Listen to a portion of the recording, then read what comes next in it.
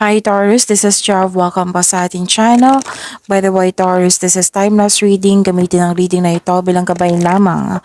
Kung naka-resonate kayo, comment down. Tandaan, Taurus, ito ay channel reading po. Kunin nyo lang po kung ano ang naka-resonate sa iyo. This is for you, Taurus.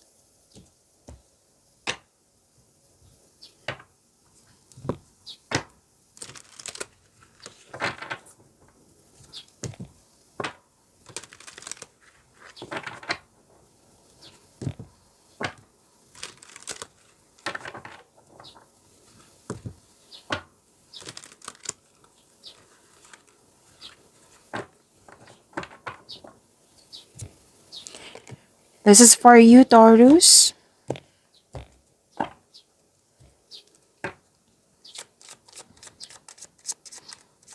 Maraming salamat po sa inyong patuloy na suporta sa mga nag-donate, sa mga hindi nag-skip ng ads, maraming salamat po.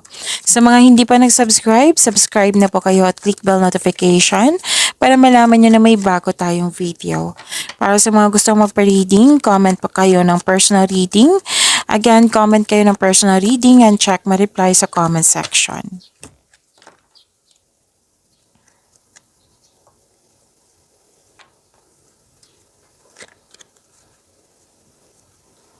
Okay, Taurus, may nakita ako ditong biglaang pagbabago.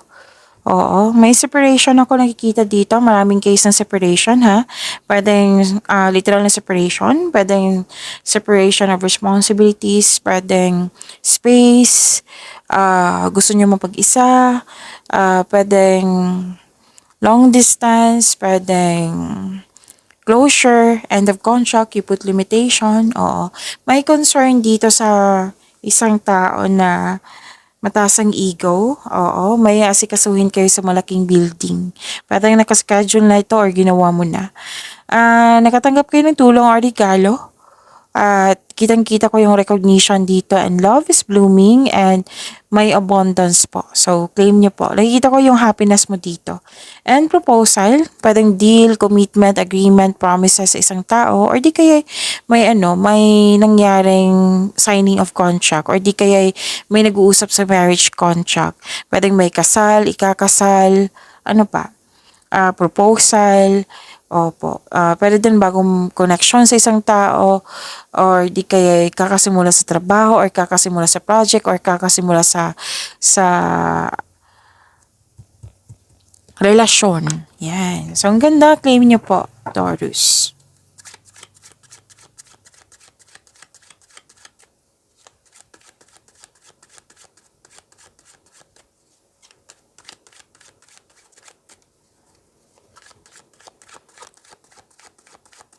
Energy ni Taurus po.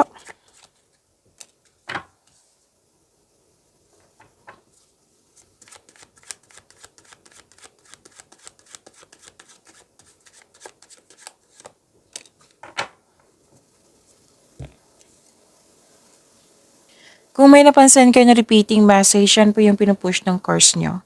Like for example, nanood kayo sa inyong monthly Gabay Tarot reading, sa inyong weekly Gabay Tarot reading, sa inyong first half of the month of September, at dito din, at may napansin kayo na repeating message. Yan po yung pinupush ng course nyo na kailangan yung bigyan ng atensyon, solusyon at aksyon kung maaari po. So na yung energy ni Taurus.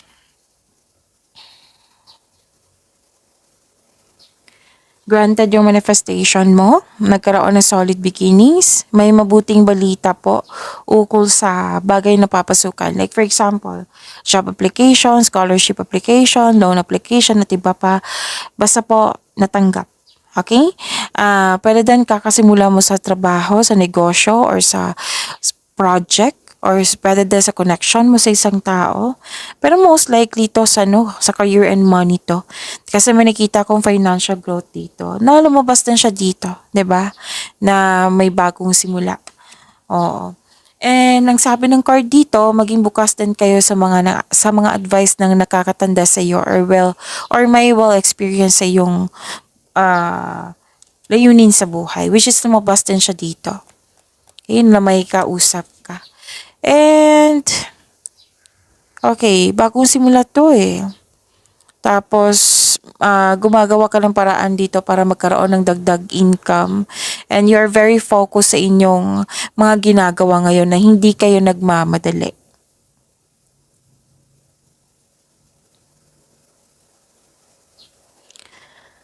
Nakikita ko dito na nagkaroon ng soul searching, gusto niyo mapag-isa.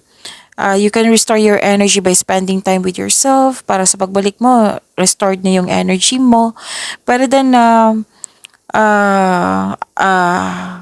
anong tawag dito? Yung perfect time talaga sa'yo na mag-isa.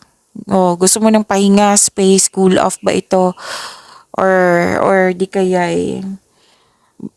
may gusto mo mag-isa rather than in collaboration. Pwede din sa trabaho yan. And, okay, so naka-receive kayo ng wisdom message. Oo. And you have divine inspiration. Okay, naghahanap ka ng solusyon sa inyong problema. Naghahanap ka ng sagot sa inyong mga katanungan. Sabi ng card, nasa iyo na po.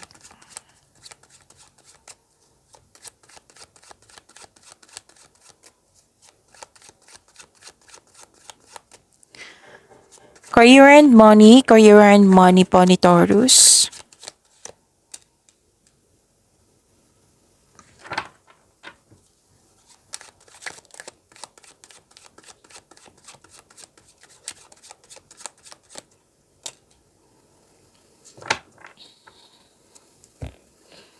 Sa career and money niyo po, may celebration ako nakikita dito. Pwede nagpapatayo kayo ng building or may bala kayo magpatayo ng bahay. At may nakita kong special event dito. Masaya ka. Oo, masaya ka dito. At pwedeng na may natapos kayong proyekto or nakumpleto na. Basta po nag-celebrate kayo dito.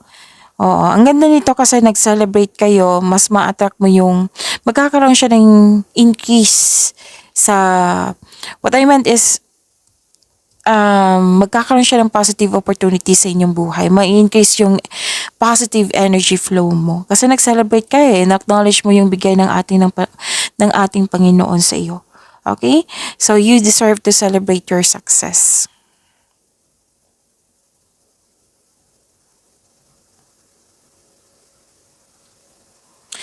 Okay, may parating na opportunity.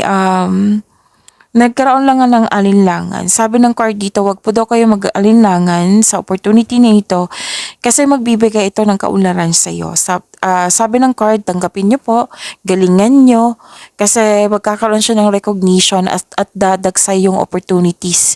Kasi may positive outcome Okay, so this is success, new doors opening. But this is a go signal also na mag-start ka ng to own na business. Pwede may offer din sa iyo na negosyo. So, ang kailangan po is increase confidence.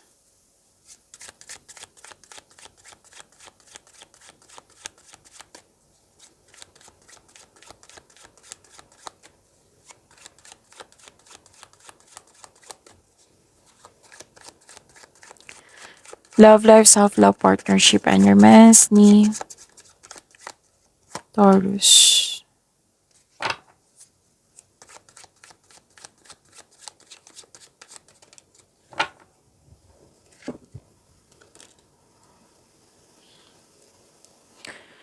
Okay, Taurus, nakikita ko dito yung hard work mo kasi gusto mong makaipon. Kasi may specific goal or for the future. Kaya sobrang busy, hard work, binigyan mo ng aksyon, at ingat ka sa naipon mo or nyo. Okay? Ingat na ingat ka. Marunong kang humawak ng pera. At okay, kasi nakikita ko dito, single ka man, may relasyon sa buhay mag-asawa, nagkaroon ng sense of stability. Pwede may project, kaya sobrang hard work mo ngayon. Oo. So, nagsisave kayo ng money.